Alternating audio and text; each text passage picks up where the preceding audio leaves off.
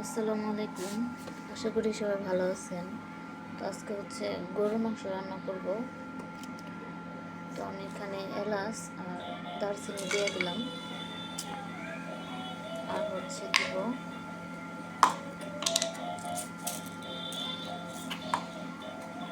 কিছু জিরা দিয়ে দিলাম।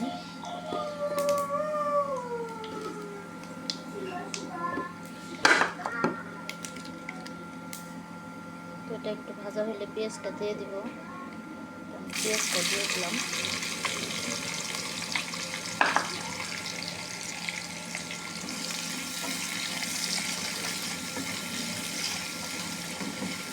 পেঁয়াজটা একটু বেশি করে দিলাম, যেহেতু একটু মাংস বেশি।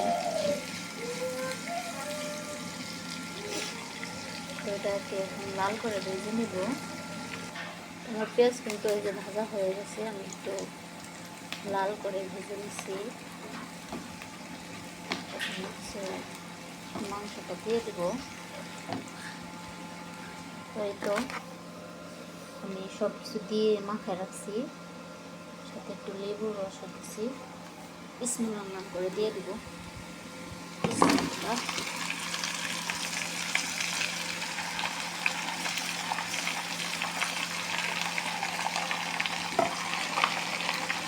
এটা সুন্দর করে এখন আমি নাড়ে দিব। আমি কিন্তু নাড়ে দিচ্ছি, একদম পেঁয়াজের সাথে সব মিশিয়ে দিচ্ছি। এখন এটাকে অনেকক্ষণ ধরে কষাই নেব। কষাই নেব। আমি এখন আমার হাতে বানানো একটা মশলা দিয়ে দিব, আর হচ্ছে 4-5টা কাঁচামরিচ দিয়ে দিলাম। এখন এটাকে সুন্দর করে নেড়ে চেড়ে মিশিয়ে দেবো। মাংসটা কষানো হয়ে গেছে, আমি পানি দিয়ে নেব। আর দেখেন আজকে কত বড় বড় দুটা হাড্ডি নিয়েছি। আর হাড্ডি আমার মধ্যে অনেক আপনারা পছন্দ করে। কষানো হয়ে গেছে, তো আমি এই যে পানি দিয়ে দিছি। বেশি দিলাম না, কারণ কষানোর মধ্যে তো কষানোর সময় তো ভাব সিদ্ধ হয়ে গেছে। এখন পরিমাণ মতো পানি দিলাম। দেখি আমার তরকারিটার কি অবস্থা।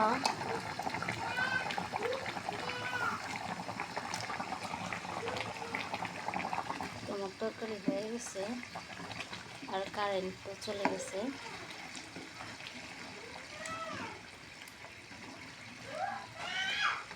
তো ভালো থাকবেন সবাই।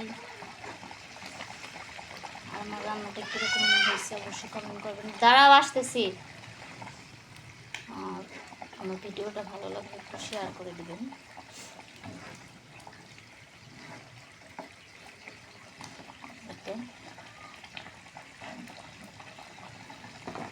তো ভালো থাকবেন সবাই। আল্লাহ হাফেজ।